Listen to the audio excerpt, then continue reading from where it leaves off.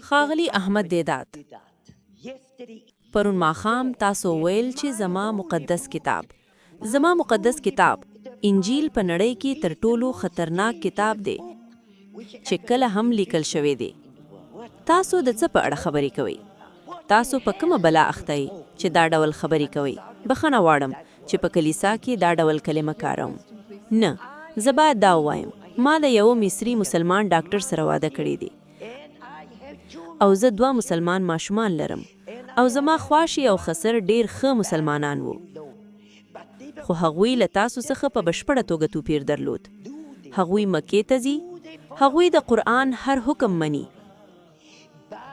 مګر زه د هغوی درناوی کوم ځکه چې هغوی زما د دین درناوی کوو. او اوس تاسو د کسب و کار په اړه خبرې وکړې. زما پوښتنه به دا وي، د محمد صلی الله علیه و آله وسلم کسب یا دنده څه وه او د هغه تر ټولو ځوانه ښځې د وادې پر مهال څو کلنه وه؟ زما ګرانې خورې، زه ستاسو په ټولو خبرو پوهه نه شم، خو تاسې ځینې داسې تورونه پورې کړل چې لکه ما ویلي دي چې انجیل په نړۍ کې تر ټولو خطرناک کتاب دی چې کله هم لیکل شوی. تاسو ته دقیق نه دی یاد چې ما څه ویلي وو. زه به درته ووایم چې ما څه ویلي وو او تاسو یې تایید یا رد کولی شئ. ما د جورج برنارد شا په حوالې ویلي وو. ما ویل چې جورج برنارد شا وایي چې دا په ځمکه کې تر ټولو خطرناک کتاب دی. اترکلف او کلي لاندې وساتئ. ما ویل چې جورج برنارد شا داسې وایي. دلته ویډیوګانې شتون لري چې ثبت شوي دي، تاسو یې تاییدولی شئ. او زه په هیلې دعا کوم چې یو ځل بیا سکینډینیویا یا سټاکهولم ته راشم او که تاسو وموندله چې ما په خپله دا خبره کړې، نو دا بیا رښتیا ده. اوس زما د ورونو او خویندو او درناوي په خاطر خویندو او ماشومانو زه شرمېږم چې تاسو ته د انجیل حواله درکړم، لکه څنګه چې ما د جیمي سویګارډ څخه غوښتنه کړې وه. ما هغه ته چیلنج ورکړ. ما وویل زه تاته $100 درکوم که ته د انجیل دا برخه ولولې. ما د حزقیل 30 فصل خلاص کړ او هغه ته مې ورکړ.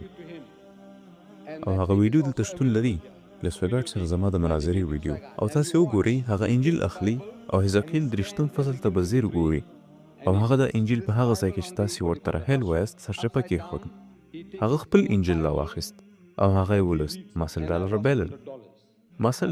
بایلل. پوهېږې ولې؟ ما جیمي سویګارډ ته د هغه د لوستلو له امله $100 ورکړل. تاسو وګورئ، هغه پر لیدونکو چل وکړ، خو زه جنجالي سړی نه وم، زه بحث نه اوږدوم. نو تاسو وګورئ، تاسو وکړل. نه، ما داسې ونه کړل. په خندونکي مخ سره مې ما نوټونه راویستل، هغه ته مې ورکړل. جیمي سویګارډ دا په ویډیو کې شته. هغه څه وکړل، هغه څه چې ما ورکړي وو په ساده انګلیسي کې وو.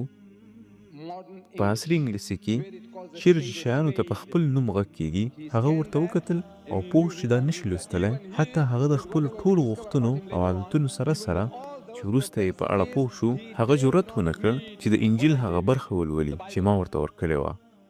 هغه د کینګ جیمز نسخه راواخیسته او په ډېر سرعت سره 80 میل په ساعت یې ولوستله. په ډیټن روچ کې ځینې عربي زده کوونکو هغو سبا سهار له ما څخه وپوښتل. هغه وویل اکا څه وشول؟ موږ پوه نه شو. ما ویل تاسو هغه ته چیلنج او هغه یو کار وکړ او تاسو ورته $100 ورکړل. ولې؟ ما ویل دې سړي یو شمېر داسې کارونه وکړل چې د $100 مستحق شو.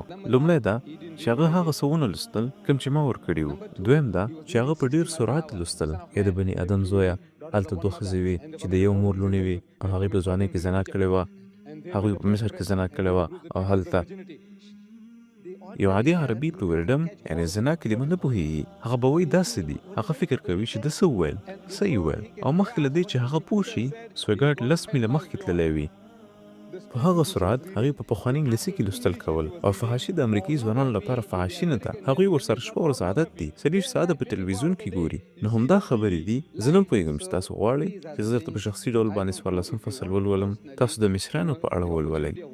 مصریان هغې د خپل مصري خاوند په اړه خبرې وکړې، د مصریانو په اړه خبرې کړي او هلته په انجیل کې لیکل شوي چې هغوی ښه غوښه لري. اوس تاسو له دې څخه څه مطلب اخلئ؟ مصریان او سوریان هغوی دا یهودیان جنسي نشو خوشحالولی. حزقیل 14 فصل. زه تاسو ته نشم لوستلی، خو که پادري غواړي زه ورته 14 فصل خلاصولی شم، او که پادري د لوستلو جرأت ولري نو دا د هغه خوښه. مننه.